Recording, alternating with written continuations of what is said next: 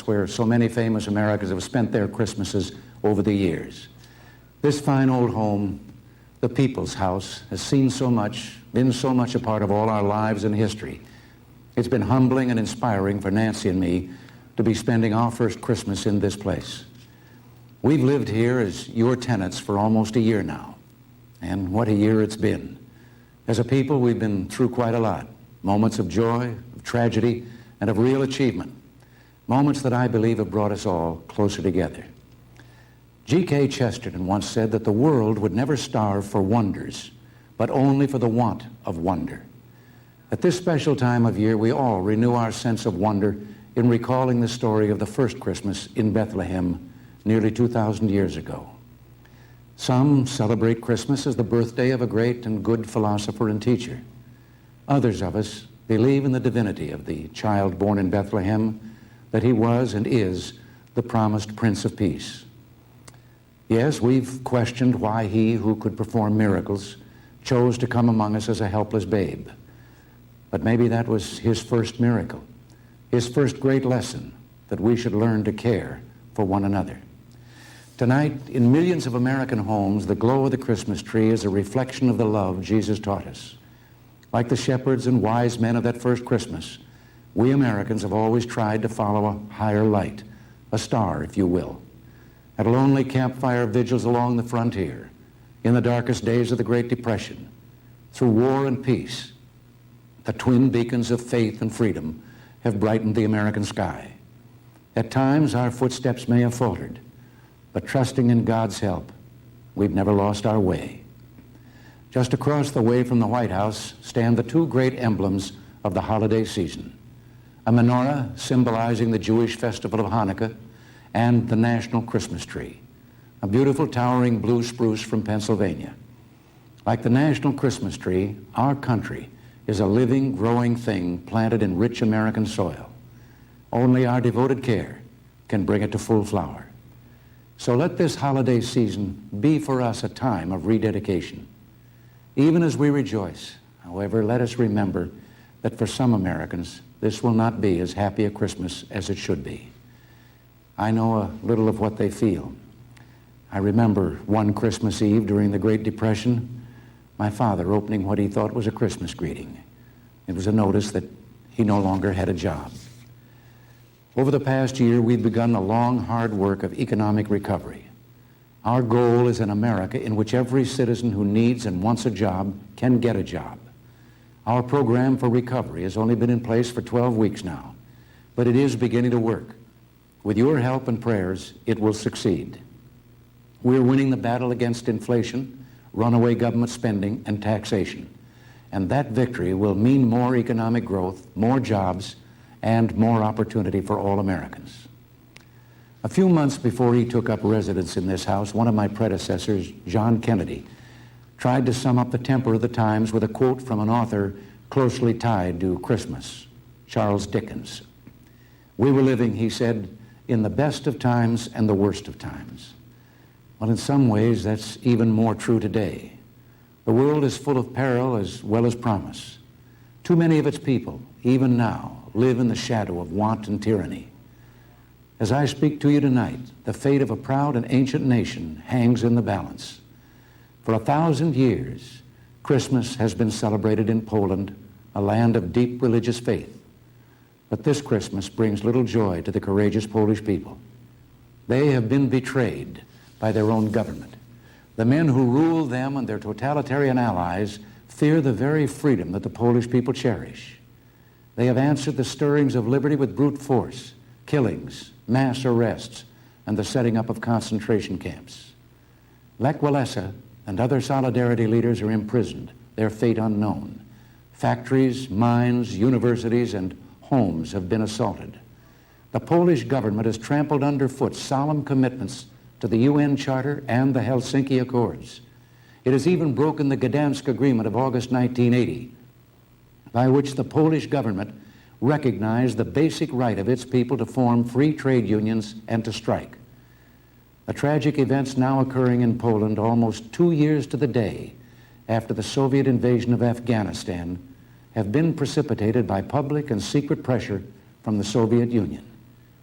It is no coincidence that Soviet Marshal Kulikov, chief of the Warsaw Pact forces, and other senior Red Army officers were in Poland while these outrages were being initiated.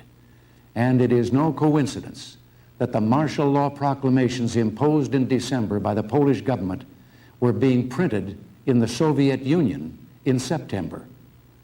The target of this depression is the Solidarity movement.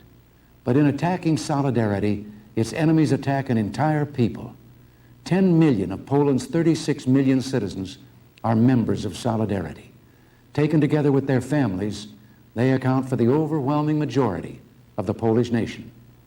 By persecuting Solidarity, the Polish government wages war against its own people. I urge the Polish government and its allies to consider the consequences of their actions. How can they possibly justify using naked force to crush a people who ask for nothing more than the right to lead their own lives in freedom and dignity? Brute force may intimidate, but it cannot form the basis of an enduring society, and the ailing Polish economy cannot be rebuilt with terror tactics. Poland needs cooperation between its government and its people, not military oppression. If the Polish government will honor the commitments it has made to basic human rights in documents like the Gdansk Agreement, we in America will gladly do our share to help the shattered Polish economy, just as we helped the countries of Europe after both world wars. It's ironic that we offered and Poland expressed interest in accepting our help after World War II. The Soviet Union intervened then and refused to allow such help to Poland.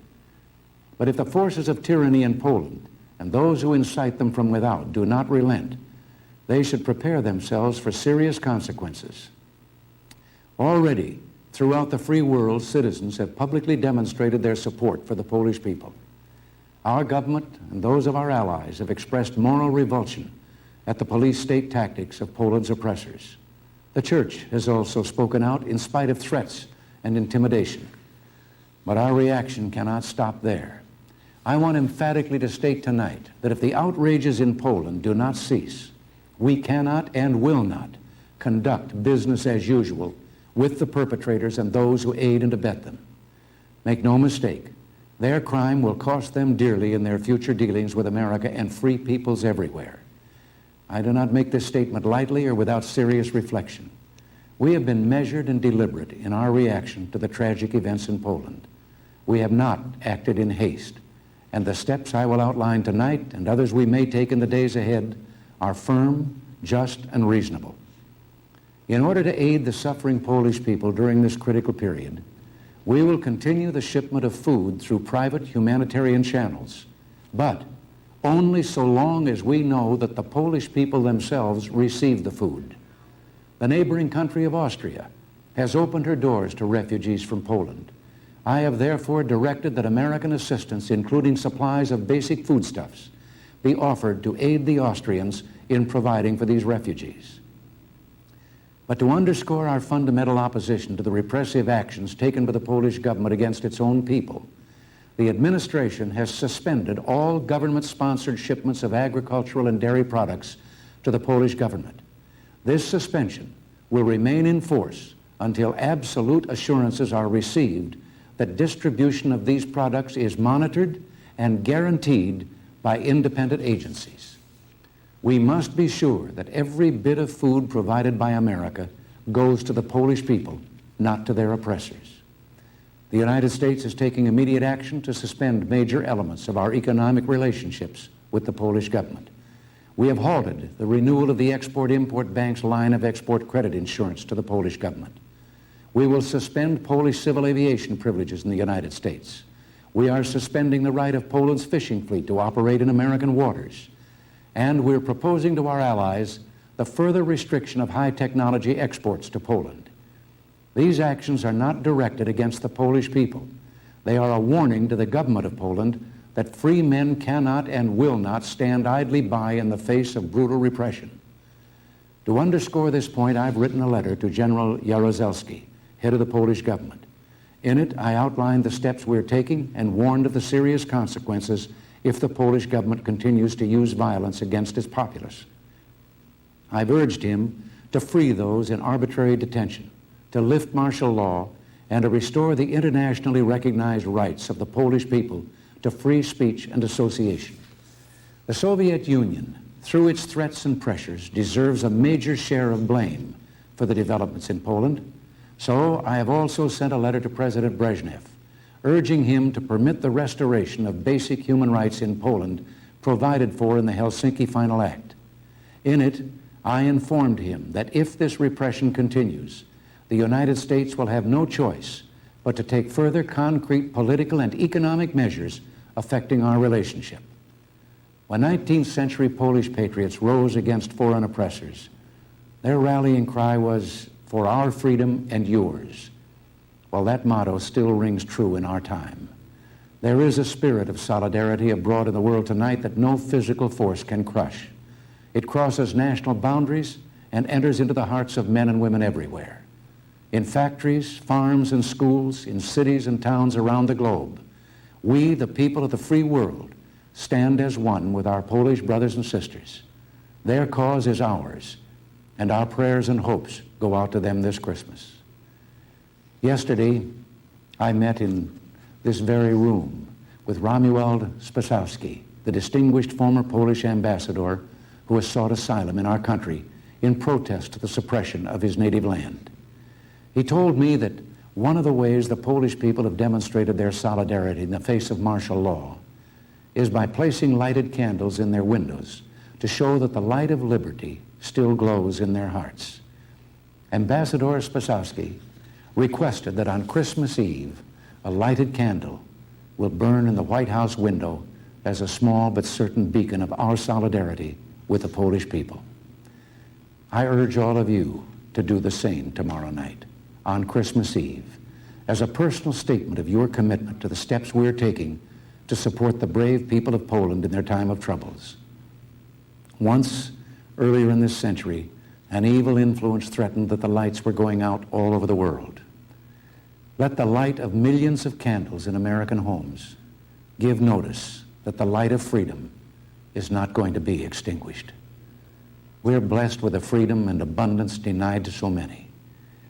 Let those candles remind us that these blessings bring with them a solemn obligation, an obligation to the God who guides us, an obligation to the heritage of liberty and dignity handed down to us by our forefathers, and an obligation to the children of the world, whose future will be shaped by the way we live our lives today. Christmas means so much because of one special child, but Christmas also reminds us that all children are special, that they are gifts from God, gifts beyond price that mean more than any presents money can buy. In their love and laughter, in our hopes for their future, lies the true meaning of Christmas. So, in a spirit of gratitude for what we've been able to achieve together over the past year, and looking forward to all that we hope to achieve together in the years ahead, Nancy and I want to wish you all the best of holiday seasons. As Charles Dickens, whom I quoted a few moments ago, said so well in A Christmas Carol, God bless us, every one.